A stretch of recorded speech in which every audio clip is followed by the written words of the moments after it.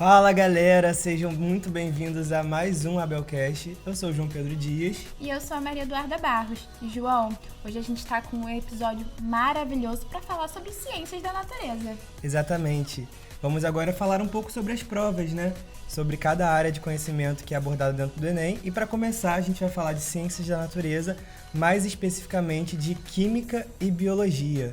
E para isso não estamos sozinhos, né, Duda? Com certeza, trouxemos aqui dois caras de peso, dois caras que sabem muito, para nos auxiliar aí a discutir sobre ciências da natureza para o Enem. O primeiro é o Leonardo Mariscal, professor de Biologia do La Salle Abel há 11 anos e mestre em Biologia pelo Instituto de Bioquímica da UFRJ. Seja muito bem-vindo, Leonardo. Obrigado. E o nosso segundo convidado é o Rafael Machado, professor de Química do La Salle Abel há 5 anos. Seja muito bem-vindo, Rafael. Muito obrigado. É um prazer estar com vocês aqui hoje. Vamos lá. Então, vamos começar, não é mesmo? Primeiro que eu chamei de Leonardo, mas vocês conhecem bem como Mariscal, né? Então, Só me chama assim. Vou chamar de Mariscal aqui também. Então, para começar, vamos discutir um pouco. Galera, como é estruturada a área de ciências da natureza no Enem? Conta um pouco pra gente. Pode começar, Mariscal. Ó, interdisciplinaridade é algo que existe na prova, né? É muito mais fácil a gente conseguir linkar biologia com química do que, de repente, biologia com física. Acho que também funciona assim, né? Para química e física. Física exige mais cálculos, então é algo que fica, acho que, mais próximo na parte de matemática do que necessariamente da gente, apesar de fazer parte, né, a explicação dentro dos fenômenos. Se a gente pegar, por exemplo, fotossíntese, facilmente a gente consegue perceber ali a presença da biologia, um processo biológico, né? Nós temos ali a química presente, então tem muitas reações químicas que acontecem por meio de enzimas, um monte de substâncias, e a gente tem a parte física, né, a parte de comprimento de onda, então, que é medida em nanômetros. Então, essa parte física ela está sempre presente nos fenômenos, né? As leis são sempre as mesmas. Então, a gente tem, são os olhares. Então, para um mesmo fenômeno, a gente tem um olhar da biologia, aí o Rafael vai ter o olhar dele da química e a gente vai ter o olhar da física. Então, toda vez que um aluno consegue olhar um fenômeno e perceber as três grandes, né, disciplinas ali presentes, biologia, química e física, facilita muito o entendimento dele. Perfeito. Então, o interessante da nossa área é o aluno perceber o letramento científico. Ele precisa entender que ele tem que entender a ciência da natureza nos três vieses, química, biologia e física, e por muitas vezes acontece a interdisciplinaridade. Principalmente, como o Mariscal falou, biologia e química, que tem uma grande área chamada bioquímica para isso. A física e a química, elas também se conversam, mas é aquilo, o Enem gosta muito de trabalhar com sustentabilidade, com meio ambiente, e aí a química e a biologia, elas entram com um conceito-chave e a física ela vem complementando. E junto disso, claro, entra também uma parte de matemática. Mas como a matemática já é muito contemplada, parte de cálculos, a parte de química, pelo menos, acho que biologia também, ela é muito mais teórica, né? Não é a parte de contas, de cálculos da prova, dentro de química e biologia, que é o ponto para o aluno, né? É a parte teórica, ele entender que existem habilidades e competências a serem trabalhadas. E nem sempre uma habilidade que, de repente, em sala de aula a gente teve que mostrar contas, cálculos, vai ser abordada assim, tá? Então, a gente tem que entender que a teoria é muito importante também. Então, só para dar uma complementada, né, que o Rafael falou, a gente encontra cálculo. Então, por exemplo, biologia, eu tenho a parte de genética, a gente tem ali noções de probabilidade, tem probabilidade condicional, aparece na prova, mas você vai perceber que os números são colocados ali de maneira a simplificar. Então, essa conta, ela nunca é algo muito difícil, não é algo terrível, que vai tornar ali um sofrimento para o aluno executar. Então, é algo simples e a gente tem uma parte de lógico-matemático que é ligada a gráficos, análise de tabelas. Então, essa parte, a gente precisa muito das exatas para conseguir nos auxiliar, para que o aluno consiga perceber e fazer uma boa análise gráfica de tabela. Tem uma parte lógica importante. E uma dica para vocês: deixem as contas por último. Façam as teorias primeiro. Conta é por último, né? Rafael já trazendo uma dica de ouro aí pra vocês já no início desse podcast, mostrando que ainda tá por vir por aqui. Separa papel e caneta, vai anotando tudo porque vai ter muita dica importante. Rafael, a gente sabe que o Enem tem uma estrutura e é possível interpretar um padrão que acontece ao longo dos anos. Quais são os assuntos que mais caem em química no Enem? Boa, muito boa pergunta, cara. É interessante entender que dentro da química existe um conteúdo-chave que é a estequiometria. E essa estequiometria pode vir envolvendo cálculos com energia, cálculos com pilha, cálculos com cinética.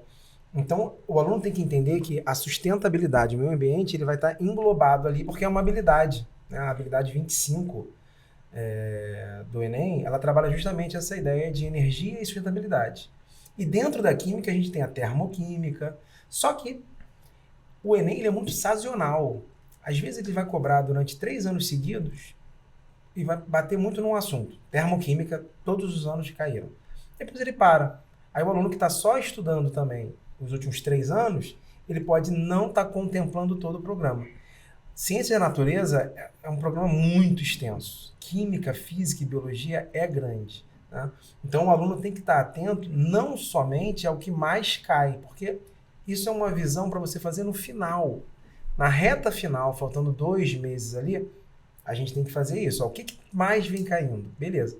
Mas ao longo do ano ele tem que se preparar, ele tem que esperar tudo pode aparecer. Mas é isso, o que mais cai é eletroquímica, estequiometria, separação de mistura, o meio ambiente envolvido nisso, combustíveis fósseis, energia, é essa visão. Solubilidade, para conversar um pouco com biologia, né? Lipossolúvel, hidrossolúvel, vitaminas. Essa é a pegada da química. E em biologia, Marechal? Olha, biologia tem um assunto que é o sucesso, né? Como o Rafael falou, é a parte ligada à ecologia. Tudo de meio ambiente, parte de desequilíbrios ecológicos, então essa parte de sustentabilidade, né? O aluno conseguir enxergar o meio ambiente, sabendo que o ser humano faz implicações que podem ser positivas ou negativas no meio, então ele é um agente transformador, existe uma ação que a gente chama de ação antrópica, tem fenômenos naturais que acontecem, a gente tem que de alguma maneira conseguir lidar com isso, né? A gente tem tecnologia hoje para conseguir lidar com muitos problemas ambientais, então a gente tem que ficar esperto nessa área de sustentabilidade. Esse certamente é o assunto 01. Eu trabalho bastante esse assunto com os alunos, a gente faz fichas intermináveis, né? Um número grande de questões sobre isso, porque isso é sem dúvida, já chegou a ser 1/3 da prova. Caraca. E aproveitando, né, ainda falando sobre sustentabilidade, temas como saúde pública, pandemia, né, nós vivemos uma pandemia recentemente. Você viu caindo ali questões que remetam a esses assuntos nos últimos Enem? Aparece bastante, né? Um segundo assunto que eu poderia colocar aqui, que seria a parte de genética. E essa genética, às vezes cai a genética clássica, né, que a gente chama de genética mendeliana, e a gente tem uma genética, que é a parte genética molecular, citogenética, e aí os livros vão abordando isso com vários nomes, e a gente tem a parte ligada à biotecnologia. Então, nessa parte de biotecnologia entra vacina. Então, por exemplo, a gente teve aí recentemente uma vacina de alta tecnologia, que a gente conseguia colocar uma molécula de RNA dentro do corpo do indivíduo, fazendo ele produzir algumas proteínas do vírus e aos poucos ele incentivando o sistema imunológico dele a produzir anticorpos. Isso foi sensacional, né? Então, gerar essa estratégia de defesa, fazer você aos poucos ir produzindo esses anticorpos, minimizando impactos que são negativos para a saúde humana. Então, o cara tem menos febre, tem menos dor, ele aos poucos ir produzindo, então, paulatinamente, ele vai fazendo esse movimento de produção de anticorpos. Essas são coisas assim que são memoráveis, eles adoram colocar nas provas, diferença de soro e vacina, falar um pouco do sistema imune. E essa parte de biotecnologia nos ajuda de maneira mais ampla. Ela está envolvida na gastronomia, né? Quando a gente vai pensar na fabricação do vinho, do pão, coisas que são milenares, né, para a humanidade. E a gente tem coisas extremamente recentes, casos de clonagem de animais, né? Os desdobramentos da biotecnologia, tem coisas fantásticas e muita coisa nova ainda está por vir, né? Com certeza. E nós sabemos que o Enem é uma prova extensa, uma prova cansativa. Como o estudante pode se preparar melhor para ler e interpretar os enunciados, para conseguir entender o que aquela questão está cobrando dele? Porque às vezes é uma questão que nem é tão complexa, mas o estudante se perde ali no enunciado e não consegue solucionar. Como que ele pode se preparar melhor nesse caminho? Uma dica que eu dou sempre para o aluno é pensar o seguinte: ele precisa primeiro, ele ler o comando da questão. No comando ele vai entender o que vai ser perguntado. Depois ele vai para o texto, entende aquele texto, lê o comando de novo e tenta resolver. Ele não pode ficar agarrado na questão.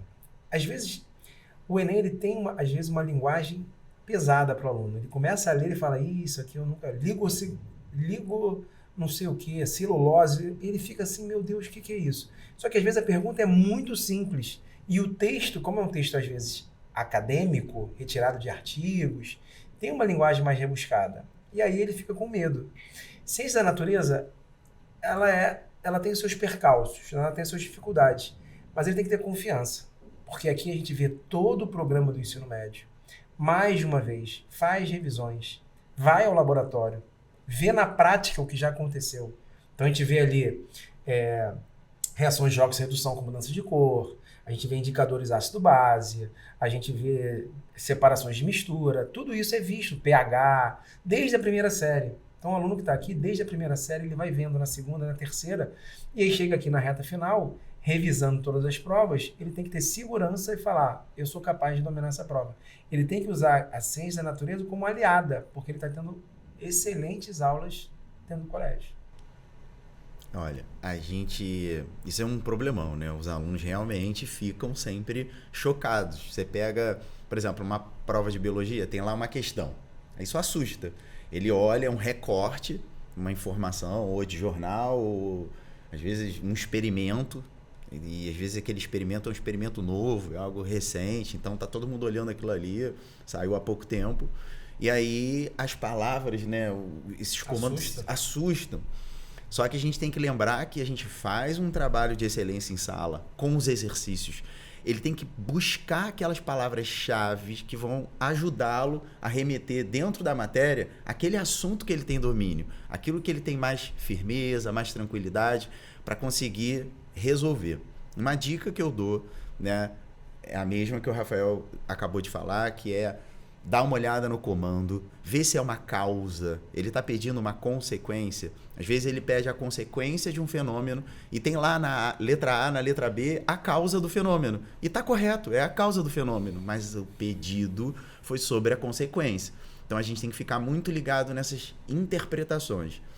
Uma dica 2 que eu dou é a parte de análise gráfica. Em biologia acontece muito. Vocês vão cansar de ver isso em prova, né? Você olha lá o gráfico. Tem um gráfico de coluna, tem um gráfico de linha. Então é muito comum a gente perceber que no gráfico de coluna a gente faz uma análise, né, de um determinado parâmetro. Então eu vejo lá a quantidade de indivíduos que morreram para X de um antibiótico, bactéria, por exemplo. Aí a quantidade de indivíduos que morreram para Y daquela substância. Então a gente vai analisando uma coisa mais particular.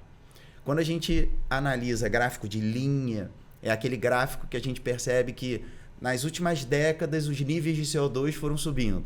Então a gente vê ao longo das décadas aquele gráfico de linha, onde eu consigo perceber facilmente que ao longo do tempo aquele fenômeno incentivou a liberação de CO2, diminuiu a liberação, aumentou a quantidade de oxigênio, diminuiu.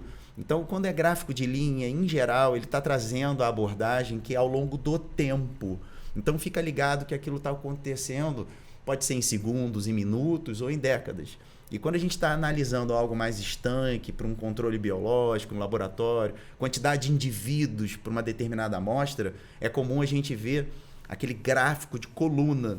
Então, isso é uma dica legal também de você começar a perceber. Poxa, isso aqui provavelmente ao longo do tempo, eu vou me preocupar logo se tem um pico no gráfico, se tem uma descida muito acentuada. Tente buscar, né, se subiu, se desceu no gráfico ou se ficou estável. Cada uma dessas coisas vai te ajudar a fazer uma boa análise. Deixa eu complementar. Claro. Essa ideia do gráfico é importante a gente entender que o aluno tem que olhar bem a legenda e os eixos. As unidades de medida, gente, ela vai te ajudar a responder a questão. Cara, em química, por exemplo, meia-vida, que é um assunto que pode cair em biologia também, radioatividade, ela tem um desenho, né? Ela te mostra se é crescente, se é decrescente. Procura essas tendências no gráfico. Às vezes o aluno pega um gráfico e fala, isso aqui não é para mim, tenho dificuldade. Gente, observa bem, em física também acontece isso. Às vezes, para você descobrir o valor, é só achar a área. lado vezes lado, entendeu? Não ter medo, a legenda e as unidades de medida te diz muita coisa. Às vezes é um vezes o outro, pronto, acabou. Então, tira esse medo de que gráfico é para te prejudicar.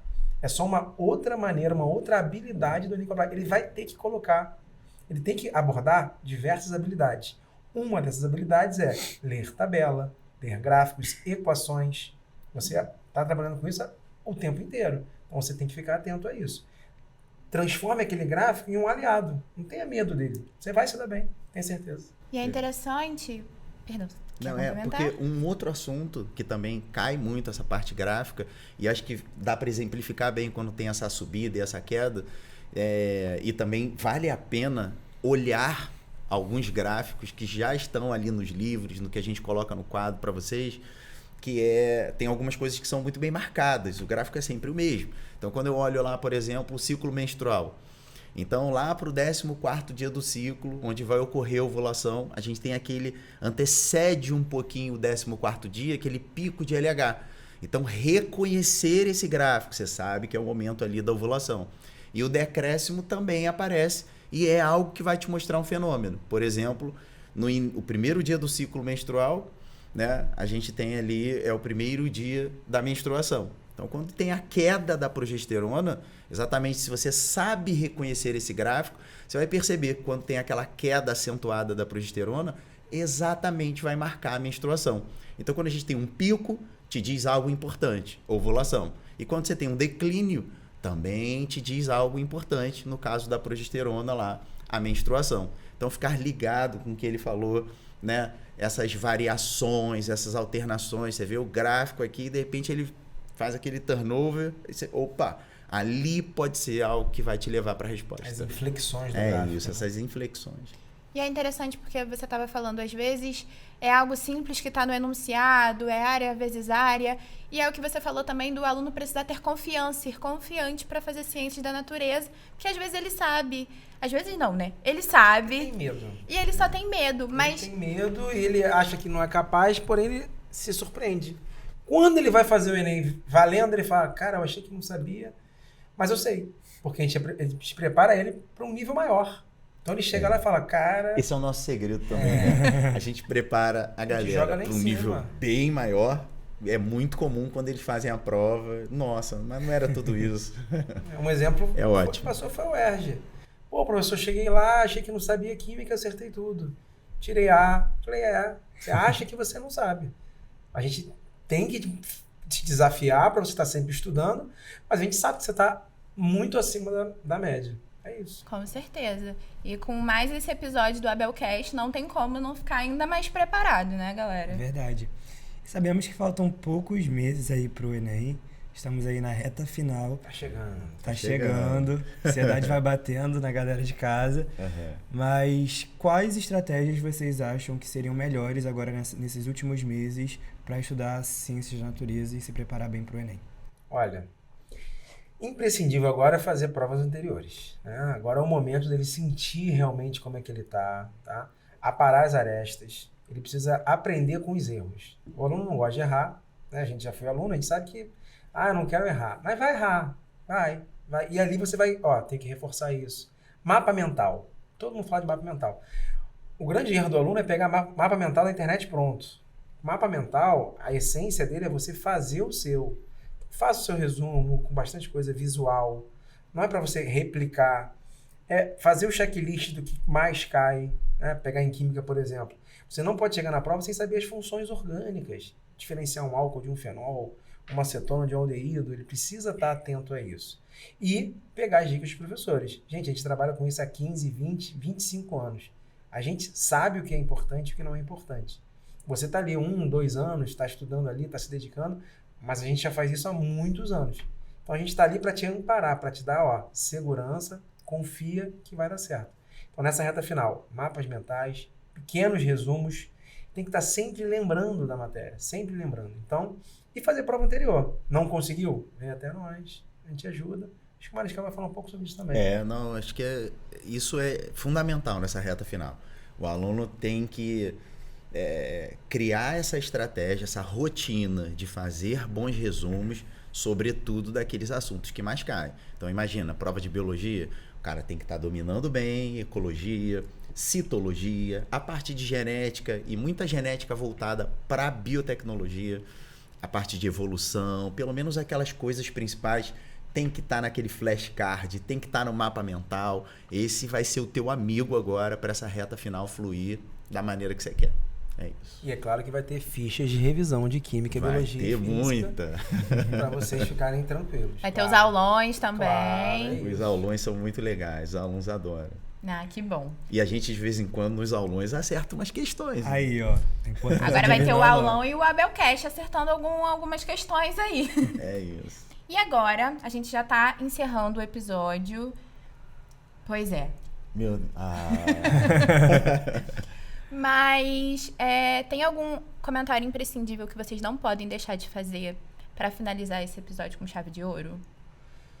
O comentário que eu faço é que vocês têm que confiar em vocês, né? Por mais difícil que possa parecer ciências da natureza. Falando de ciências da natureza, né? Por mais difícil que possa parecer, vão ter aquelas questões que você já está cansado de fazer. Você tem que entender que vai cair ali uma filtração que você não pode errar. Você tem que ter confiança, tá? Eu te darei uma dica de ouro que é tome cuidado com a letra A. A letra A, às vezes, ela pode ser uma pegadinha, ela pode ser a resposta de uma outra pergunta, mas que não esteja no comando, né?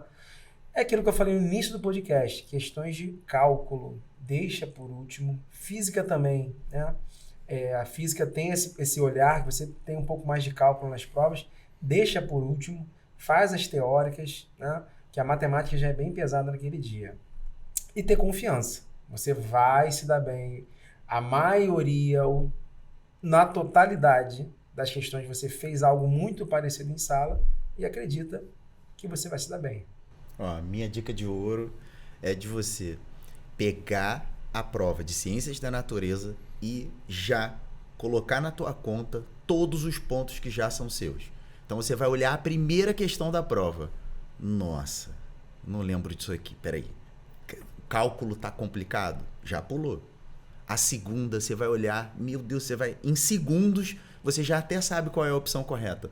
Dá mais uma lidinha, veja se é aquilo mesmo, já marca. Essa é a sua. Tem questões da prova que você já fez 15 vezes, já caiu na sua prova na escola. Então, esse ponto, ele é seu. Pegue todos os seus pontos primeiros. Depois que você pegar os seus pontos, aquilo que você tem a certeza que você acertou, aí vamos para aquelas que são medianas, que tem um gráfico, um nível médio, aquela que você precisa de uma análise maior, você sabe fazer, mas percebeu que tem mais dificuldade. Faça, pegue esses pontos também. E por último, aquelas que você está lendo, está em dúvida entre uma e outra, e aí essa tem que ficar para o final. É isso, gente. É porque tem questão que é feita para ser difícil. Ela é feita com vocabulário para o aluno de 17, 18 anos ter dificuldade. Entenda que aquela, todos vão ter dificuldade. Você não é o único. Então, você tem que matar as que são feitas para você. As mais tranquilas. É isso que eu falo. Dicas incríveis, né, Duda? Que aula. Que aula. Eu acho que a galera tem aí um pote de ouro nas mãos. Verdade. É só ouvir de novo, compartilhar com os amigos, que vai dar tudo certo. É verdade. E queremos agradecer a presença de vocês, Mariscal, Rafael. Muito obrigado agradece. pelos Muito conhecimentos. Foi muito bom, foi um episódio que eu acho que quem está em casa vai conseguir tirar muitas dicas de ouro, né? A gente deu essa dica de ouro no final, mas eu acho que foi um episódio repleto de dicas de ouro que quem realmente assistir, prestar atenção, anotar, vai conseguir um bom êxito aí na... Dá pra rolar até um mapa mental daqui.